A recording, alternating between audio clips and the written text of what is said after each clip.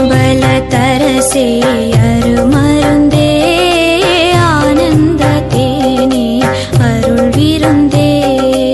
அம்பலத்தரசே அருமருந்தே ஆனந்த தேனே அருள் விருந்தே.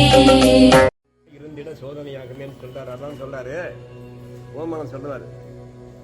சும்மா இருந்தா எப்படி அந்த களிம்புன்னு சொல்லக்கூடிய அந்த செப்பு பானை மேல படிஞ்சுக்க அழுக்கு எப்படி நீங்குதுன்னு கேட்டா, ஒரு செப்பு பானை நான் சொன்னேன், செப்பு பானை ஒன்று கிடக்குது வீட்டுக்குள்ள ரொம்ப நாளாக கிடக்குது. நாளைக்கு பொங்க வைக்க போகிறோம், பொங்கல் நல்ல நாள் பொங்க வைக்கணும். நேரம் இருந்து இறக்கி கொண்டு போய் புளியும் மண்ணையும் போட்டு நல்லா தேய்மாம்பாங்க. பொண்ணு தேய்க்கும், அம்மா பார்த்துக்கிட்டு இருப்பாங்க. பொண்ணு தேய்க்க அந்த பானை பளிச்சுன்னு தங்க மாதிரி மின்ன ஆரம்பிக்கணும் வச்சுக்கோங்க. அந்த மின்னல் என்ற அந்த அந்த ஒளி வந்து அந்த பானைக்குள்ள இருந்ததா புளியில இருந்துச்சா? இதான் கேள்வி. அதாவது பானைக்குள்ளதான் இருந்துச்சு, பானைக்குள்ளதான் மின்னல் இருந்துச்சு.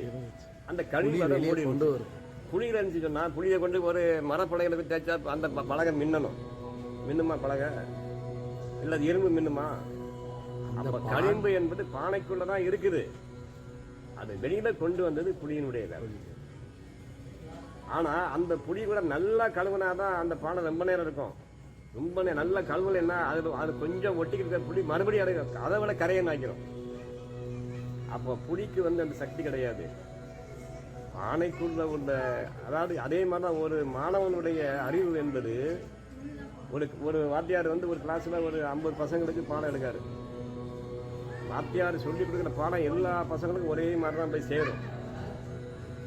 சொல்லிக்கிற உரையும் அப்படித்தான் இருக்கும், பொருளும் அப்படித்தான் சேரும். ஆனால் 10 பையன் மட்டும் நம்பர் 1 வர்றான். ஒரு 10 பையன் வந்து நம்பர் 2 மாறுவான். ஒரு 30 பையன் நம்பர் 3 போயிடறான். காரணம் என்ன? உள்ள அழுக்க வாத்தியார் நீக்கினாலும் அந்த அழுக்கினுடைய அடர்த்தி அதிகமாக இருந்தால் நாளாகும்.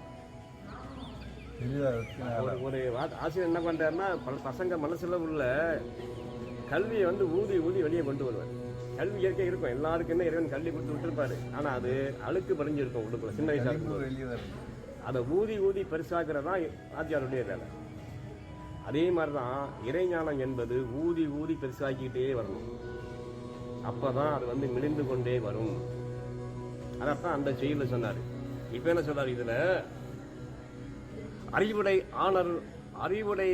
ஆண் அருள் மாமறை உள்ளே செறிவுடையான் மிகு தேவர்களும் தேவன், பொறிவுடையான் புலன் 5 கடந்த குறியுடையானோடு கூடுவன் நானே. அப்படின்னா அகண்ட அறிவுடையவனும் அருமையான வேதத்தால் புகழப்பட்ட பிரணவத்துக்குள்ளே விளங்குபவனும் மகிமை கொண்ட தேவர்களுக்கும் தேவனாகியவனும் ஐம்புல அறிவுகளையும் விட்டு அகண்ட அறிவை அறியும் பொறியை உடையவனும் ஆகிய இந்த தன்மையான அடையாளங்களை கொண்ட குருநாதன் நான் பொருந்தி இருப்பேன். எப்போ? சோதனையின் போது. அவன் சோதனையின் போது அத்துவா சோதனையின் பின் அகண்டமாய குருநாதனோடு சீரன் பொருந்தி இருப்பான். இதை இன்னொரு செய்தின்னு சொல்லுவாரு. அறிவு என்று அகற்றும் உலகம், அறிவு அறியாமையை யாரும் அறியார், அறிவு அறியாமையை கடந்து அறிவானா நான் அறிவு அறியாமையை அழகிய வாரே. அப்படின்னா அதுக்கு ஒரு பொருள், எந்த 2 பொருளும் ஒரே மாதிரி சொல்றாரு. என்ன சொல்றாரு? அத அகண்ட அறிவுடையவனும் இறைவனுடைய பெருமையை சொல்றாரு. இறைவன் வந்து நம்மளுடைய அறிவு என்னன்னா ஒரு எல்லைக்குள்ள நிற்கும், அதுக்கு மேல அது போகாது. சிற்றறிவு இதுக்கு அதுக்கு மேல இருந்தா இந்த உடம்பு தாங்காதுன்றதுனால ஒரு எல்லைக்குள்ள வச்சிருப்பாங்க. இந்த மூளைக்கு எவ்வளவோ வலிமையும் அவ்வளோ வச்சிருப்பாரு. இது ரொம்பவும் பெருசாகி போச்சுன்னா பூமி தாங்காது, நம்ம உடம்பும் தாங்காது. சில கம்ப்யூட்டர்லாம் கண்டுபிடிச்சதுக்கு அப்புறம் அதை கட்டுப்படுத்த முடியல இன்னைக்கு அவங்களால. அப்ப என்ன பண்றாருன்னா, இந்த அறிவு இவ்வளவுதான். இதை படைத்தவன் என் பெருமான் வந்து இயற்கையினுடைய அளவை மனிதனால் அளவிட்டு சொல்ல முடியாத பெருமைக்குரிய பெரம்பொருளுக்கு வந்து நம்ம அறிவை நாம அளக்க முடியாது இல்லையா? நமக்கு இந்த அண்டத்தையே எத்தனை அளக்க தெரியல, நம்ம அவருடைய அறிவை அளக்க முடியுமா? அப்ப என்ன சொல்றாரு? அகண்ட அறிவுடையவனும் அருமையான வேதத்தால் புகழப்பட்ட பிரணவத்துக்குள்ளே விளங்குபவனும் ஓங்காரத்துக்குள்ள விளங்குகின்றவனும். பிரணவம் எல்லாமே இறைவன் வந்து எனக்குள்ள இல்ல ஓங்காரத்துக்குள்ள இருக்காருன்னு சொல்லுது. நீ ஆகமத்தை நான் நல்லா படிச்சுட்டேன் கரைச்சி குடிச்சிட்டேன்னு சொன்னா இறைவனை நீ அடைந்தவன் ஆக மாட்டாய். ஏன்னா ஆகமம் என்ன சொல்லுதுன்னா, இறைவன் என்பவன் ஆகமத்துக்குள்ள கிடையாது, ஆகமம் சொல்லுகின்ற அந்த ஓங்காரம் என்று சொல்லக்கூடிய பிரணவ மந்திரத்தை இருக்கான்னு அது சொல்லுது. அப்ப ஐயா சொல்றாரு, அருமையான வேதத்தால் புகழப்பட்ட பிரணவத்துக்குள்ளே விளங்குபவனும் மகிமை கொண்ட தேவர்களுக்கு தலைவனும் ஆகியவனும். இந்த பூமியிலிருந்து சிறப்பான வாழ்ந்தவங்கெல்லாம் தேவர்களாக மாறுறாங்க. இப்போ வள்ளலாரோ பட்டினத்தாரோ நாயன்மார்களோ இவங்கெல்லாம் தேவர்களாக மேல்நோக்கத்தை இன்னைக்கும் வாழ்ந்துகிட்டு இருப்பாங்க. அவங்களுக்கெல்லாம் தலைவனும் ஆகியவன் என் பெருமான், தேவர்களுக்கு தேவனானவன். அப்போ அவர் யாரு எப்படி இருக்காருன்னா, ஐம்புல அறிவுகளையும் விட்டு அகண்ட அறிவை அறியும் பொறியை கொண்டவன். நமக்கு இந்த புலன்களும் பொறிகளும் தான் நமக்கு இந்த உலகத்தில் உள்ள இன்ப துன்பங்களை நம்ம உயிருக்கு கொண்டு சேர்க்கும்.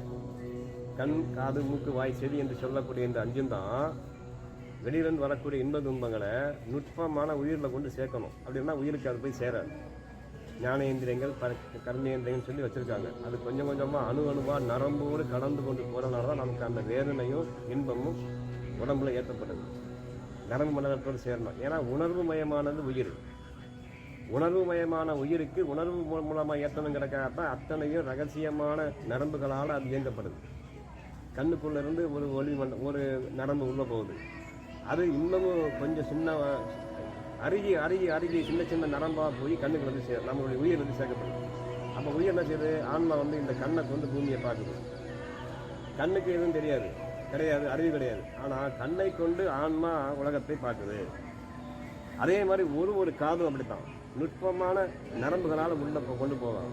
இதுதான் ஞானேந்திரியங்கன்ற கர்மேந்திரியங்கள், பஞ்சேந்திரியங்கள். இந்த அத்தனையும் சேர்ந்து தான் நம்மளுடைய பூமியில் உள்ள இன்ப துன்பங்களை உயிருக்கு ரகசியமாக அல்லது தெரியும்படியோ விதி அமைத்த அந்த கோட்பாடின்படி கொண்டு சேர்க்குது.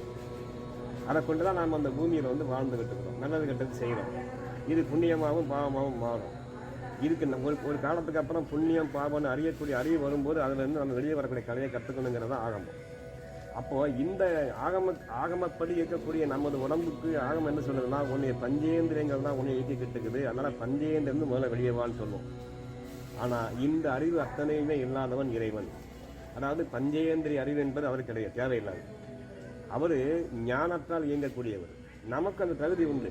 ஆனால் இந்த பூமிக்கு நாம் பஞ்சேந்திரியங்களும் ஏன் வரோம்னா, இந்த தத்துவங்கள் தான் பூமியில் வந்து நம்மளை வந்து உயிரையும் ஆன்மாவையும் உயிரையும் உணர்வையும் ஒன்று சேர்க்க முடியும். பஞ்சேந்திரியம் அந்த 5 புலன்கள் இல்லைன்னா இந்த பூமியில் நமக்கு அனுபவிக்கிறதுக்கு எதுவுமே இருக்காது. செத்தாரை போல் திடீர்னு பட்டினத்தார் சொன்ன மாதிரி 5 புலன்களும் போயிடுச்சுன்னா நம்ம செத்தவன மாதிரி நம்ம பாட்டு நடக்கலாம். நமக்கு எதுவுமே தெரியாது. இந்த பைத்தியக்காரன் ரோட்டில் போகும்போது பார்த்தீங்கன்னா கள்ள கொண்டு எறிவாங்க, பசி இருக்காது, உடை இருக்காது, நம்ம பாட்டு போயிட்டு இருப்போம். அது மாதிரி புலன்கள் வெளியிலேன்னா நமக்கு அந்த நிலை வரும். ஆனால் அதே நிலை நீ நல்லா இருக்கும்போது உனக்கு வந்துச்சுன்னா நீ ஞானம் அடைஞ்சு. பைத்தியக்காரனாக அறியக்கூடிய ஒரு மனிதனுக்கு உண்டான அத்தனை குணங்களும் நீ நல்லா இருக்கும்போதே நீ பெற்றுவிட்டால் நீ ஞானம் அடைஞ்சிட்ட. ஆனால் அதுதான் செத்தாரை போல் திரியும்பார் இல்லையா? அப்போ அந்த நிலைக்கு என்ன சொல்றாருன்னா, அத்வா சோதனையின் பின், அதாவது அத்வாக்கள் 5-6 அத்வாக்களையும் சோதனைக்கு பின்பு அகண்டமாய் குருநாதனோடு சீவன் பொருந்தி இருப்பான். கதை புரியுவாங்க, இதை முடிச்சிருங்க, பொருந்தி இருப்பான் அப்படின்ட்டு சொல்றாரு. இது என்ன சொல்றாரு, இந்த செயல் இதை சொல்றது எல்லாத்தையும் கடந்தவனுக்கு இறைவன் அடிய போகக்கூடிய தகுதி வரும்னு இந்த செயல் சொல்றது இல்லையா? பெரும் ஜோதி அருட்பெரும் ஜோதி.